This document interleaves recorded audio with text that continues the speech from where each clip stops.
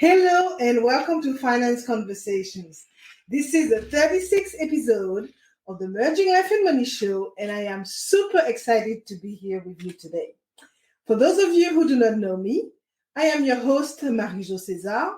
I help professional women bridging the gap between life and money by acquiring and applying the relevant financial skills and knowledge they need to take control of their money and manage their finances, and also understand that they can live their best life with the money they have. Thank you for joining in today. If you are watching the replay, make sure to type #replay in the chat and leave me some comments and questions. Welcome, welcome, and welcome. I come to you live every Thursday at 5 p.m. Pacific time to share valuable information about how to achieve financial wellness and live your life with means and meaning. Today, I am going to talk about your relationship with money. More specifically, how to recognize the signs of an unhealthy relationship with money. So grab a pen and a notebook, as you might want to share your notes with family members, friends, colleagues, etc., because it is about sharing values that could benefit others. If you have any question whatsoever, make sure to type them in the chat. And if you want to talk to me directly, I will share my contact information later on in the show. So, as you know, the main objective of the Merging Life and Money Show and my very strong why is to empower as many women as possible with what I know about money and finance. So when we think relationships, we often consider our interactions with people. Our life experiences teach us that relationship with people can be healthy or toxic based on a number of factors, right? So, the fact is that your relationship with money can also be healthy or abusive. And very few of you acknowledge this reality. The truth is, to maintain a healthy lifestyle, you need to have a healthy relationship with money. And if you want to develop a healthy relationship with money, you need to identify the problematic habits you have built around money over the years. And once you have identified these problems, it will get easier for you to manage your finances in a better way. So today, I will focus on 3 points, and they are: how is your relationship with money formed, the symptoms of an abusive relationship with money, and how to improve your relationship with money. So to give today's show some context, let me start by explaining what it means to have a healthy relationship with money. Financial wellness is an important part of our overall well-being, and it includes having a healthy relationship with money that gives us a sense of fulfillment. Okay? So financial wellness includes spending money based on your values, having low or reasonable debt, saving money to meet your goals, having a safety net such as an emergency fund or insurance, and preparing for long-term events such as retirement. The good news is that it is possible for everyone to take some steps toward having a good relationship with money. So let us begin. How is your relationship with money formed? Our money relationship is formed by our observations and the messaging we see and hear related to money. According to a PBS report, children can understand basic concepts about money as early as age 3. And by 7, their values around money are already set. Your early experiences with money such as witnessing argument about it or being defined by it, can trigger a range of emotions such as anxiety, resentment, or feeling of superiority that we carry through life, right? Those experiences and emotions shape your values and relationship with money. So, based on your values, money can make you feel secure as you provide for yourself and others you care for. Your joy may come from the sacrifices you make with money. Money can also make you feel insecure if you do not have the things you want. And you can view it in a negative way as well, as it may encourage envy and corruption. It can also position you to be excessively competitive by attempting to keep up with the Joneses, right? Everybody knows a Jones. Also, you can be led to believe that money is a source of increased happiness. However, a recent study by researchers at Purdue University showed that individuals with an annual income of $95,000 reported the greatest level of overall life satisfaction. Okay, the study also found that additional income did not create a proportionate level of happiness beyond that point. Another fact is that most of you carry money frights from earlier in life, as you might have experienced disappointments because your parent had, who knows, real financial limitations. And without realizing it, those early experiences can haunt you for a very long time if you let them. So you might also you may have also internalized the stress your parent felt about money, or maybe you may be blaming yourself for their stress.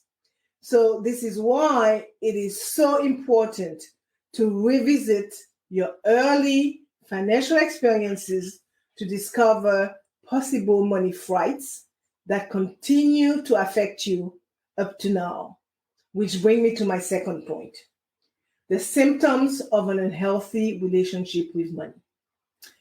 Even if you have a high salary or seem financially successful, it is still possible that you do not have the healthiest relationship with money. Okay? So many people seem financially successful on the outside because people identify nice, material things with success. The person driving, the expensive cars, I guess like a Benz or an Audi, is immediately seen as being successful, yet they could be up to their eyeballs in debt behind the scenes, right? Others can actually be financially successful, yet they still use money in an unhealthy way. They may indulge in things that feed a deep-seated problems, yet they make enough money that their financial situation is not impacted. Remember that an unhealthy money mindset can lead you to make bad financial decisions. Let's look at a few of the symptoms, and I identify quite a few of an abusive relationship. Withdrawal from others. Okay, when you are in an abusive relationship, the abuser tends to want you all to themselves. So, do you find yourself dedicating most of your time chasing money? Do you find yourself on the proverbial hamster wheel, working harder and earning more, leaving little time or energy for anything or anyone else? Do you feel guilty when you unwind or spend time relaxing? Does making money take all your time, so much so that you do not have any time to pursue your hobbies, for example? If you relate, money is keeping you from realizing that you have a life outside of the relationship. Okay? It would not allow you to spend time with friends and families, nor will it want you to have any outside fun and relaxations. So another one is like lack of confidence. That's another sign. An abusive partner, again, regularly and repeatedly undermines your self-esteem. You are never smart enough or good enough. No matter how hard you try, you feel deficient. You are ashamed to talk with friends and family about what is really going on in the relationship and feel compelled to lie to keep up appearances. So is that how you feel about money? So no matter what you do, you are never quite up to par. Do you feel that you must constantly prove yourself just to stay even? Or are you feeling deficient or ineffective when looking at others? Another one is fear. People in an abusive relationship feel anxious and afraid almost all the time, especially if they are dealing directly with their abuser. So, what about you and your money? Do you lie at night worrying about whether you are doing the right things with your money and making enough? Are you anxiously wondering whether you and your family are financially safe and secure? So, when you have to make a decision about money, do you break out in cold sweat? Or are you always on edge about it? Think about that. And let me continue. I have a few more signs that you could relate to as well. What do you worry about not having enough money? So if you constantly worry about not having enough money, it means that you suffer from a scarcity mentality. Um, are you feeling guilty when you spend? So remember that hoarding money and never enjoying what you can buy with it is one of the most toxic financial behaviors. So to develop a healthy relationship with money, you need to perceive money as a tool that enables you to live your life to the fullest. Another one is thinking that you need to have a certain amount of money to be happy. Well, your happiness should never depend on the money you have or do not have. One of the most critical traits of an unhealthy financial relationship is to pin down your happiness on the money. This way, you set yourself up for disappointment. Okay, so if your money can actually buy you what you need, you don't need to believe that a specific amount of money will make you happier. Another one, always having an excuse for not being able to save. Okay, it is hard to get where you want to be without even trying. Simple as that. No matter how much you earn, you can save a little every month. Okay, you might find it hard in the beginning. However, once you start saving, simply glancing at your bank account will motivate you to save more. You need to automate your savings habits without compromising your basic necessities. Another one, resenting the wealthy, right? People with poor financial status often resent wealthy people. Most of the time, they are even suspicious of the source of wealth.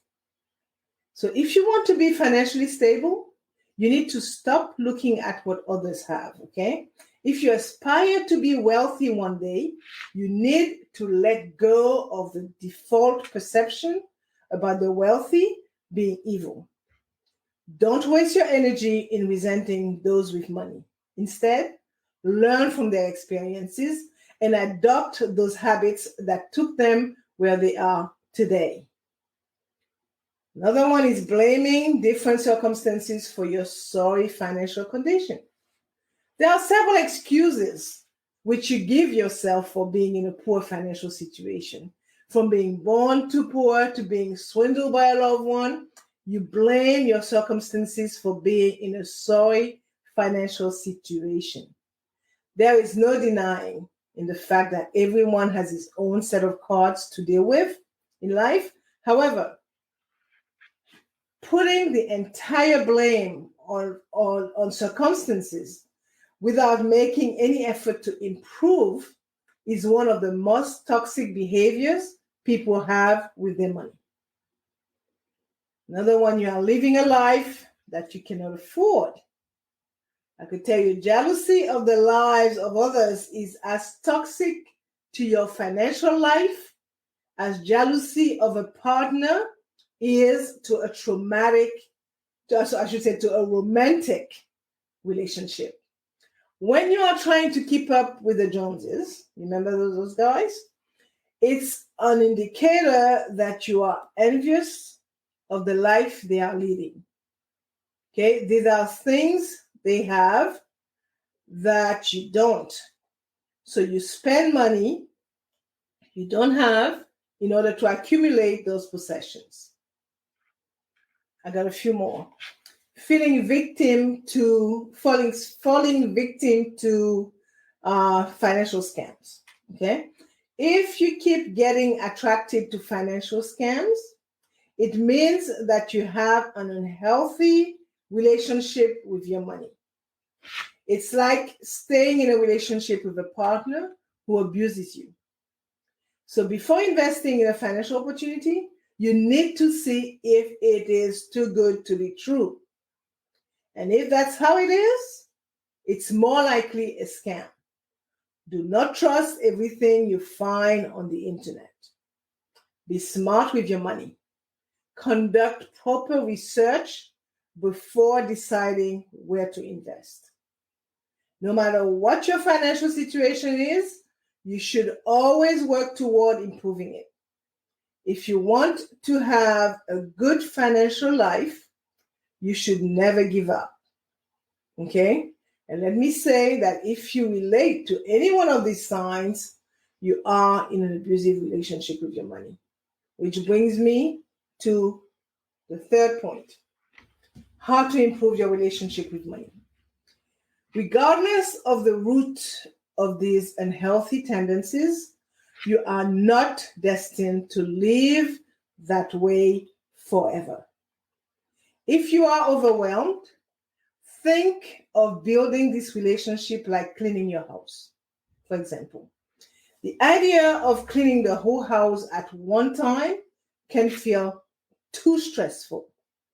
So sometimes so stressful that you decide to push it off and the mess gets worse. So instead of quitting or stressing yourself out, start by cleaning one room at a time.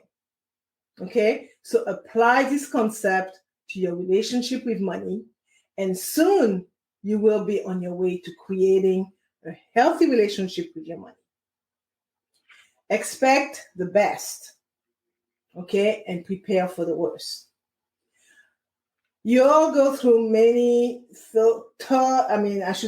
tough experiences in life, most of which are out of your control and not even your fault. Things like job losses, illnesses, accidents. Unfortunately, your financial responsibility do not get a break during these times. So be prepared for them by having an emergency fund ready. Okay? Create beliefs about money that will support your house budget, your lifestyles, and your goals. This will help you identify the limiting behaviors you have developed with your money. Recognize and evaluate any healthy pattern you might have with your money, then work on healing them. Do not spend more than you make. So limit debt by viewing credit card as something only to be used when needed and paid back immediately. Okay, buy only what you can afford. What about that one thing that you really want but simply cannot afford it right now? Start saving for it. It feels incredibly I should say it really feel great, incredible, knowing you purchase it responsibly. Okay, save 10% of your earning. Look at saving money as an item in your monthly budget. I recommend allocating at least 10% if you can of your earning to savings. However, if you cannot start with 10%, start lower and increase as you go. Okay? Know where your money goes. You don't want to find out where it went. Do not ignore your statements, okay? Bank statement, credit card statement, whatever statement that has to do with money. Track your inflows and outflows. This habit can build your confidence with money, as well as support that goal of building a steady, strong, and healthy relationship with it in your life.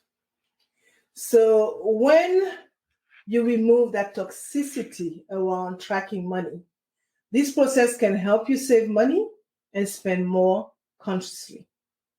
Last but not least, give. Okay? Allow giving to be a healthy way of living. Choosing to be generous can help break your desire for more material possessions. Money is not your only source of happiness, okay? However, if you are not at a point where giving financially is an option, be generous with your time. All right, so I covered a lot. So I am going to wind down and sum it up some. Today, I address all things that relate to your abusive relationship with money and how to transform it into a healthy one. So I touch on how is your relationship with money formed, the symptom of an unhealthy relationship with money, and how to improve. I share some steps to show you how to improve your relationship with money. So I'm going to leave you with these last thoughts, okay? Our relationship with money is not one we can easily walk away from. For most of us, money is a fuel that powers much of our lives, and we cannot just break up with it or divorce it. Interestingly enough, even if we were to get more and more of it, our relationship with money would not simply improve on its own. Okay?